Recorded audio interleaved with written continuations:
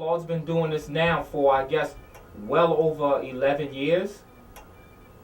Right, right. And I'm actually honored to be on the radio tonight, picking up the slack. The place was packed, and as I said a minute ago, standing room only, and I mean of all ages. Well, if there's anyone out there right now that was actually at the event, we would like that person, someone to be the first caller. If someone was actually at the event, that's 212-219-9695.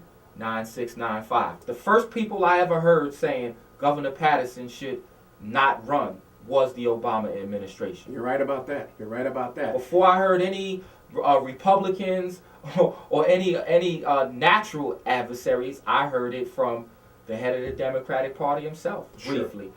Sure. Governor Patterson, he, as you stated, less than a week ago, he was enthusiastic, he was upbeat, despite all the rumors and the unsubstantiated allegations about his personal life and, you know, some situation even happened with his son, his family life. He was still going strong. What happened recently, which I believe was the straw that broke the camel's back, is his top personal aide got into a situation. David Johnson. David Johnson is a success story in himself.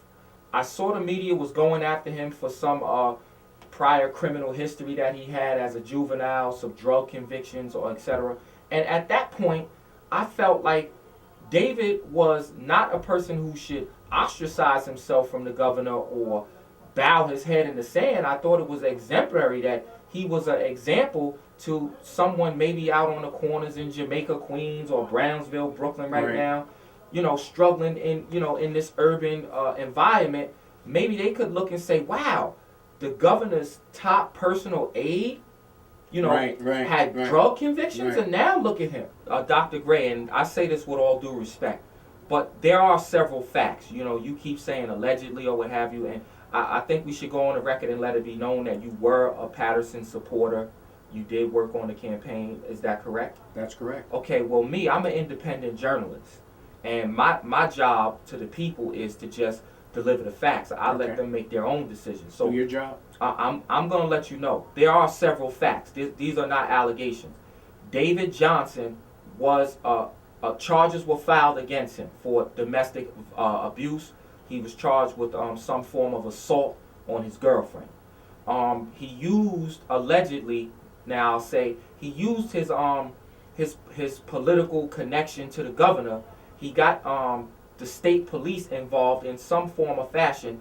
The victim in this case was complaining on the record that the state police were harassing her to drop the charges. Yeah, she was saying, listen, the person who I'm filing these charges against is a very powerfully politically connected person.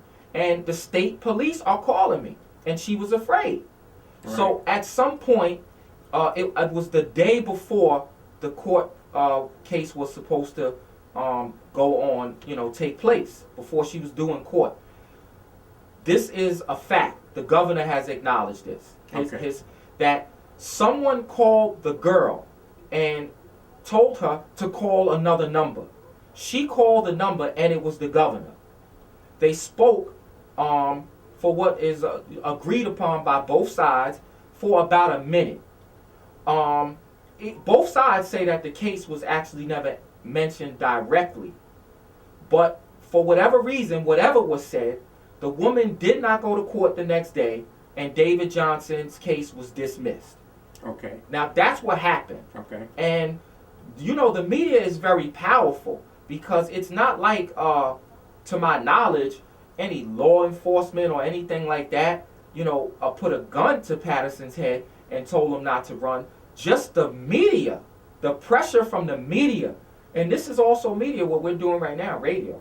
Exactly. And I respect your position as an independent journalist, and that's one of the reasons why you're here, to give your opinion and to tell the... Well, look, if he wasn't going to beat Como, why didn't they let him battle it out in the primary? Why would you force him out? If he's not going to win, give him his fair day. Again, sir, with all due respect, my question to you and all the detractors and the naysayers is, if he's going to lose, why not let him lose? Just let him lose. He should have gone on and let that process happen. Let the people decide. Power to the people. He would. First of all, we got this mainstream media.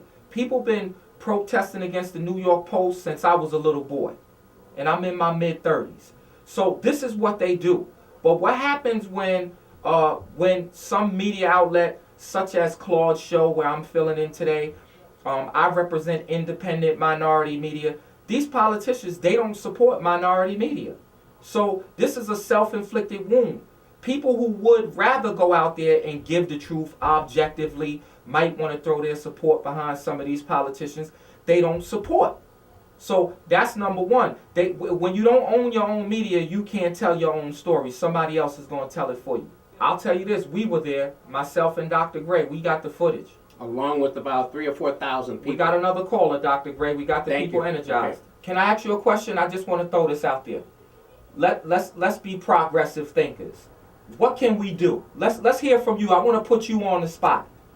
What can we do? Tell the people out there, what can we do? I think I'm supposed to say Malam. News and views. He said Salam Alaikum. Alam Salaikum Alam. I'm not sure. I hope I'm not offending anybody. News and views.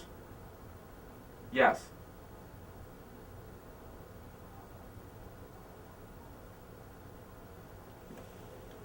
Can you turn the volume up on these callers?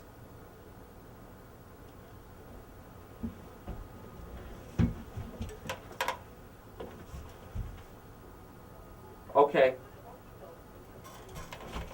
Thank you. Thank you. As we move into the second part of the show, we're going to be talking about youth and what we need to do to help youth, and so you're really giving us an opening for that, because we need to do exactly what you're talking about in terms of the black family. Which is why I asked why I put the other person on the spot. I want to know, what are we going to do? Anyone could call up and complain. We're looking for some progressive thinkers. What's happening with the jobs for the young people? I mean, I got to chime in, Dr. Gray. First of all, we gotta piggyback a little bit off what the sister said. It's about the people. We can't always stretch our hand out to the system to give us a job. What we got to do, we got to, as a people, and I'm not talking about black, white, I'm just talking about the people in general, right? We got to start educating ourselves. I'm not one to advocate going to school to learn to be an accountant. Go to school and get a skill. Learn how to be a mechanic. Learn how to be a carpenter. I was going to go to school for engineering, but I decided to go to school for digital filmmaking. And as a result of acquiring that skill, I was able to start my own business, which right now I have a reasonably successful company. I could have went and worked for BET or interned over at MTV, but I got a viable skill that I could put into practice for myself. So this is why I want to advocate for today's youth to go out and learn a trade. Well, Dr. Gray, I want to take this time, because we're winding down, I want to take this time to give some beneficial information to the community. Number one, I stand by my statement earlier that it's time for people to reverse this Walmartization, that I'll call it. These big conglomerates have knocked off the little mom and pop stores, and there's no longer now, when I was a little kid, you could go to the little corner drugstore, the guy in there, he knew your mom, your grandmother, they pay you to come in after school and sweep up. We don't have that no more. We got to start building our independent businesses back in our community. We got to start investing in ourselves and stop selling our labor to these big conglomerates that once the conglomerate goes under, now you got XYZ amount of people out of work. Learn how to make shoes, learn how to make soap, be a candle maker. I don't know what you got to do, but get you a skill where you could sell your own services yourself and benefit, not sell your labor to some big company or corporation. We're almost out of time.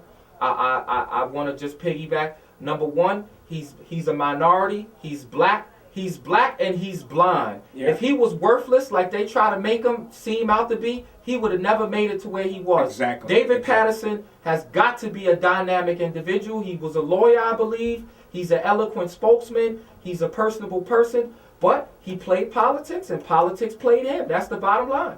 He probably suspended his campaign, in exchange for a job in the next administration. That's just my opinion. I don't have any facts, but that's politics. That's what they do.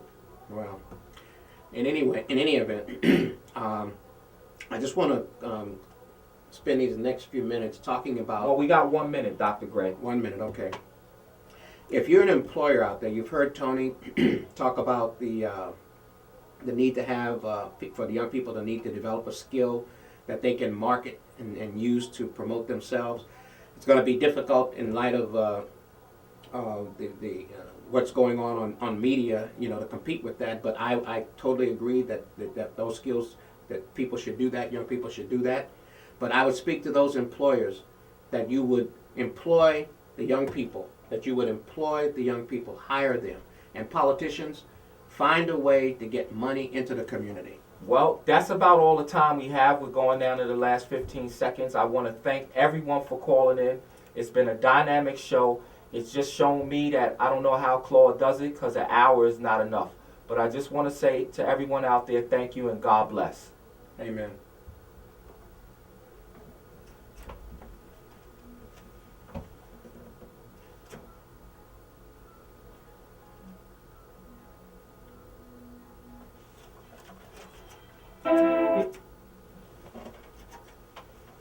You did great, Dr. Gray. The people loved us. Are they on? Everything's off.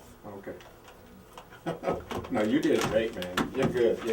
The people loved it, man. They said, man, this show was great, man. I mean, once we worked out the glitches with the phone, did it, man. More people were calling in. Yo, it's busy. Yeah, you doubled the number of calls Really? that he gets. Yeah. Are you serious? Without a doubt.